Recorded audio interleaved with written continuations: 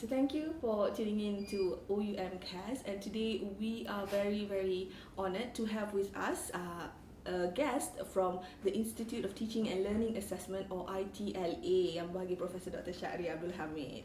Thank you, Prof, for sharing your time with us. Okay, thank you for inviting me to here today. Okay, now, Prof is actually going to share with us on tutorials, face-to-face tutorials. Mm-hmm. Okay, but before we do that, before we delve into the world of tutorial, Prof, can you just share with us the roles and functions of ITLA? Okay. ITLA acronym for Institute of Teaching and Learning Advancement. Teaching and Learning Advancement. Basically, it came into being as a result of our desire to enhance actually teaching and learning, and of course couple it assessment at OUM, in trying actually to move students' learning to a higher level in our effort actually to produce actually quality graduates. So we thought that there are a lot of functions that rest actually with a couple of units at that time, like tutor, TMU, tutor management units, and so on, and then the related function carried by faculty, and then our effort to improve kita punya assessment, enhance kita punya online discussions, and so on. So it is thought that TMU should be actually replaced by actually another unit which could actually not only manage actually tutor, but also actually focus on the services that are provided by actually tutors and academics, in particular teaching, and what more important is learning of our students actually. That's why you call teaching learning advancement. Implied in it also focus on enhancing our assessment methods to ensure that students actually are brought to higher levels of learning. So it's a centralized body within OUM. Within OUM. Okay, Prof. I'm guessing, well, this falls under ITLA, tutorials, face-to-face tutorials, and all that. And I'm sure this is a question that is one of the students' favorite, and I'm sure you've heard of this question again and again. So, Prof, for the last time, perhaps can you share with us why are there only 4 tutorials in OUM? Okay. Why 4? You could have also asked why 5 next time. Okay. Alright. You know that actually to start off, the way that we deliver our program is far different from the way that it is delivered in a traditional setting. In a traditional setting, our lectures are delivered actually wholly face-to-face. We call them lectures. Now, to begin with, our course, the courses that we offer are equivalent, similar to the courses that offer other universities. In other universities actually, 3 credit hours is delivered actually as lectures, packed in 42 hours of lecture per semester, or 3 hours of lecture per week for 14 weeks. The students, students could afford to spend that time because they are in campus. So when we start actually to offer actually to the working adults, those people who have been actually with OUM earlier have also been actually teaching, had extensive experience at the traditional universities, and have been teaching to adults in their respective universities. We see that adults, working people, they could not afford, they could not afford actually to spend 42 hours of their time sitting in classes, actually hearing lectures.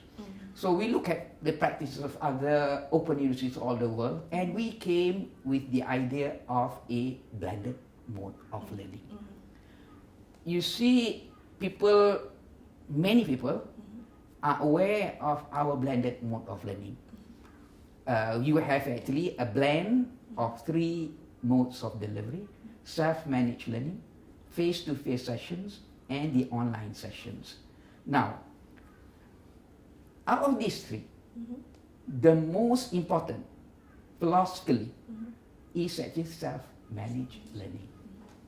Self-managed learning, because actually we empower actually our students to learn. They could not afford actually to spend that time, that much of a time like students in the traditional universities. So we empower them actually to schedule their own learning.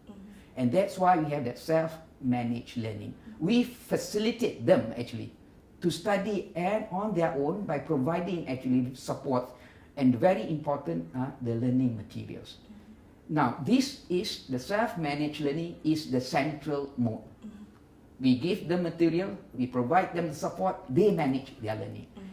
That module that we gave to them, the main one is module, is basically written in a manner in which actually lectures are delivered. They read that. They can interact with the materials to learn. Now, we have another two modes. Those two modes are simply complementary modes to support actually self-managed learning. We thought in the very beginning, in our culture, self-learning by itself to many is not complete. So actually we support them with face-to-face session. We thought that 5 sessions would be good, because as a working adult, probably with social commitment, family commitment, and other commitments and so on, they could not actually afford actually to spend all their weekends actually for study. So we came with the idea of having them to come for the face-to-face session on alternate weekends. Thus, in a 14-week sessions, we thought that the 10 would be right. They come alternately. Now, during that time, the face-to-face session, they are not hearing lectures.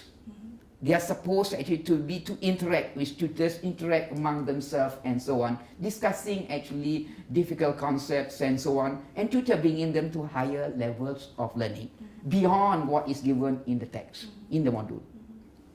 The online session is to bridge the gap between the two face-to-face sessions. They may be reading on their own, then they come across difficult concepts, and if they were actually to wait until then they have to wait, some may have to wait for 2 weeks before they have the opportunity to pose related questions to the tutor. Thus we have the online to bridge the gap.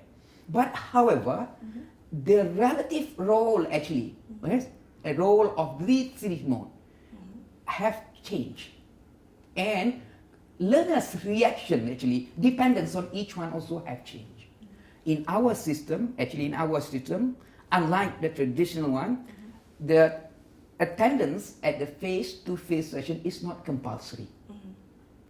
They may opt not to attend the face-to-face session if they think that actually they can make do with just the self-managed learning. If actually the content of the module, the stated learning outcome could be achieved actually by them reading it on their own, so well and good. So over the period, you see that more and more people actually are relying actually on the self-managed learning relative more.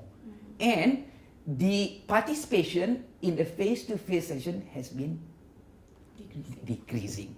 There is such a trend. And it becomes actually a little bit costly.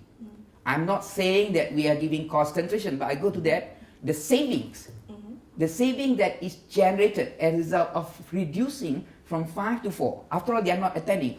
Why not channel these resources and actually enhance actually our self-managed learning? Enhance our other modes, the online session. The online session was a good session that actually also complementing this independent very much, because they study on their own, and then they get to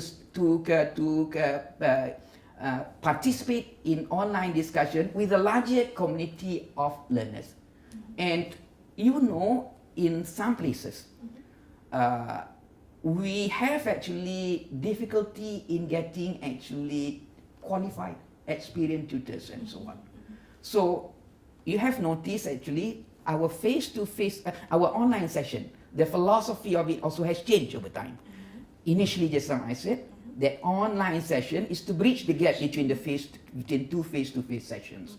But however, now the online session is playing a greater role actually in enhancing learning by students. You imagine, for example, in remote area, like for the Sandakan and so on, there is a lack of actually qualified and experienced tutors and so on.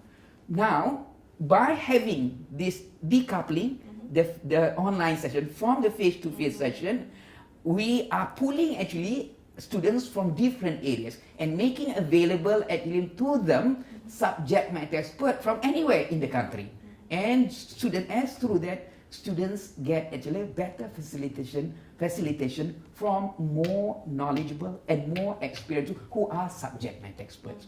So much so that actually our online session now also is playing a primary role in actually delivering our courses and our program. And in fact, yes, you have heard like our MIT Masters in MIT Masters in Structural Design and Technology is actually offered wholly online, and with tutors actually from all over the world. Actually, we are moving to that. So it's not just about the number of the tutorials. Not like the number, but actually the quality teaching and learning through change in the relative role played by the other two components. And the savings actually, as I said, the savings, one saving from one session could be channeled to enhance the other two modes, which are actually gaining their relative importance. I guess it's breaking away from the conventional classroom. Basically. Okay. Breaking away from the conventional classroom and imagine making actually available resources from other parts of the country, from different parts of the world to our students. Yeah, you can find that only on OUM. Yes. Okay. Now, Prof, you've mentioned again and again the importance of having qualified tutors, experienced tutors, and in OUM is actually one of our one of our Tan Sri's Yang Bahagia President's credo. Yeah, it's always about learner-centeredness. It's always about our learners' best interests at heart. So one way this is translated is actually in terms of our tutors. So can you share with us what does ITLA look for in a tutor? What are the characteristics we actually specifically look for when we look for tutors? Okay. Before I answer it directly, I think I like to emphasize actually the role played by our tutors. Tutors at OUM plays a different role from tutors in traditional setting, in a traditional university. In a traditional university, you have actually the lecturers, professors and so on, conducting actually the lecture, delivering the lecture to students, and the tutors normally graduate students or final year students in the bachelor degree actually giving tutorials to the students. But in our case, the tutors play a different role. In our mode of delivery, there's no lecture per se. The module replaces the lecture. Because we said that modules are really, which actually the prime tools of learning contains actually lectures made by lecturers. Now, and you know our module contains actually the basic information that is required out of the program. Now, what we like to do is actually now with time that, and I said earlier just now, in the tutorial session, tutors initially was supposed actually to discuss difficult concepts, but now we want the emphasis in, we want actually our tutors to bring students to higher levels of learning beyond the module. You have, for example, look about learning itself, following Bloom's, the lowest level is actually knowledge, recall and comprehension, but we want actually our tutors to bring them beyond that in the tutorial session, meaning that bringing actually learners' understandings to apply that knowledge, to make analysis of situations, to evaluate the implications of knowledge they have learned, to synthesize knowledge and what. They have to move students to higher levels of learning.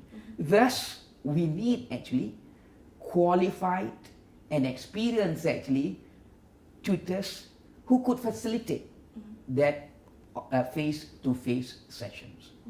So, although we say that the qualification that is necessary, the basic qualification is necessary, is a bachelor degree, because actually that's what actually the basic qualification of tutors in a traditional setting. But we would like actually to have tutors who are better qualified than that. That's why you look at in our remuneration plan, we offer actually tutors depending on the qualifications that they hold.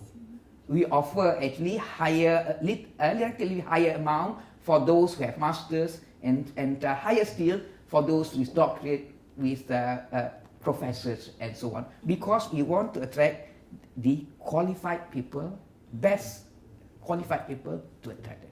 But beyond that, qualification is inadequate, qualification by itself. We want them actually to be very well experienced. So these two things are very important. The correct qualification and the experience related to the subject matter that they are actually delivering in their face-to-face session. Now, we train them.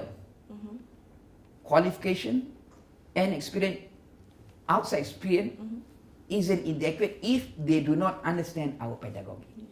We train them the art of delivering in our context. So, for those tutors who have been with us, we look for another one. When we recruit new one, we look for qualification and experience. But in engaging them, in renewing their contract, we get actually the feedback from various parties, relevant from different sources, to ensure that they really could deliver. So those two initially, qualification and experience. The third one is actually whether or not they could deliver. But what is most important beyond that is the commitment by the commitment by the tutors. They have to be committed to it. And Prof, speaking of the feedback that you were saying earlier, feedback from different parties and our tutors and all that. So this is actually in line with having our learners' best interest at heart. We keep an open line of communication with our learners, and we empower our learners in their learning process, and our learners even have the power to evaluate their tutors. Sure. Yeah, and can you elaborate on this, Prof? What does tutor evaluation means? How does it work? Okay. For those who are with us already, whether we engage them actually for subsequent semesters. As I said, that depends on positive feedback. Three main sources of feedback we look to. One, of course, there's learners themselves, because only the learners actually knows actually the tutor well, because if they have attended actually the session, they have been spending 5 or 4 weekends actually with the tutors. They are in a position because they are the one who interact with the tutors. So we got the feedback from them, and also we here, ITLA, each semester get the cooperation of the faculty to send academicians to monitor on a sampling basis the conduct of tutorial session all over the country. On a sampling basis, these academicians, they observe the delivery of the tutorial sessions by the selected tutors to see that they are actually delivering as what they are supposed to be. This is the second source. And then the other feedback is actually feedback from the directors and the administrators themselves. So these three we take into account in the positive feedback before actually we decide whether a particular tutor will be actually re-engaged for subsequent semester. It's very important in our effort to continuously provide actually the quality delivery to our learners. It's very important actually. This is a very important tool for our learners because there's very it's very hard for OUM to monitor each and every tutor. Yes, right? yes. And we can only grow and can only progress with their help. All right. But Prof, don't you agree that it's actually a very real worry that when it comes to tutor evaluation, especially in terms of anonymity, and many of our learners worry that their identity will be revealed, and if they give, say, negative or unfavorable feedback on their tutors, then it will reflect badly on their grades or whatnot. Can you, how would you address this concern? They shouldn't actually. I think you and me have gone through this, and the way that we, I think, at least actually, the way that we do when I was a lecturer, and also when I was a student, actually, is actually for us actually to respond on a questionnaire, hard copy, which are actually distributed and collected actually by the rep actually, and we don't know what happened after that, the process and so on. High risk of what you have said occurring because that hard copy, if it is given actually to the lecturer, the lecturer would be able actually to determine who gives what. Yeah. Well, after one semester, they could more or less understand read actually who wrote what. But there is no cause of concern in our case. Our online evaluation by actually learners are actually online. They don't have to read, they don't have to write actually, they just fill in and submit. Right? And submit. And it is submit, then it is processed. They are not given actually, individual sheets are not actually distributed. No. At ITLA, we process the questionnaire that has been actually submitted by actually the learners. And when we report the findings, yes, we summarize it. We summarize it into a number of categories. And when we report, actually, we report in terms of number of students. Not who, but actually the number of students who responded actually in the same manner. We give the same actually response. And by calculating the averages. So number and average is just simply what is reported, not the identity of anybody. And it's a very real concern, and it's very, very misleading even, misguided worry perhaps. And it's very important that our learners understand, don't you agree, Prof, that we need this feedback, we need this input to actually improve OUM. They shouldn't, because actually that report, that questionnaire, which is actually submitted actually by the learners online, will never go to anybody else except to the responsible person at ITLA. It will never go to the tutor. The tutor will receive actually the feedback. What this hasn't happened yet. For example, as it's now, it is mainly consumed by us in deciding whether actually the tutor should be renewed.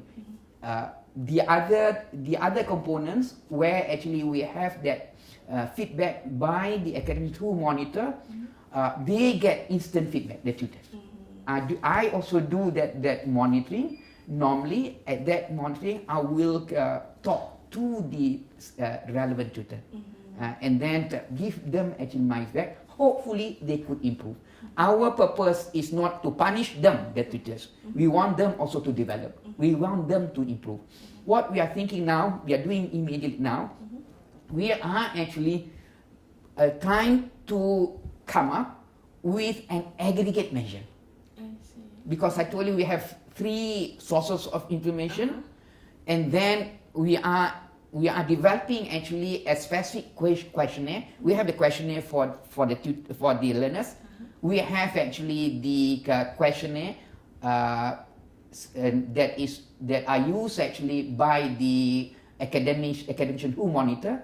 We are also coming up actually with a questionnaire to be used by actually the directors at Amnesty. And what we hope we come up with an aggregate measure. An aggregate measure which we hope in the future we will be able to rank. I see. Okay. It come up as an index that ranks actually the performance of the tutors without names. Without name, except that we will give to the tutor concerned, we put name, and then they will see how many tutors are above and below them. I think that is very an objective kind of assessment.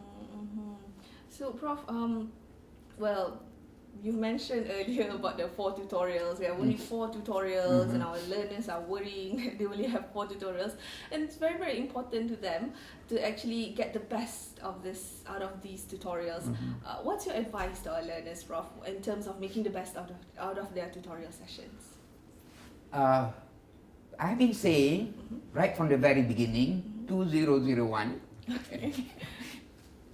learners have to come when they go actually to a face-to-face session. They have to come prepared.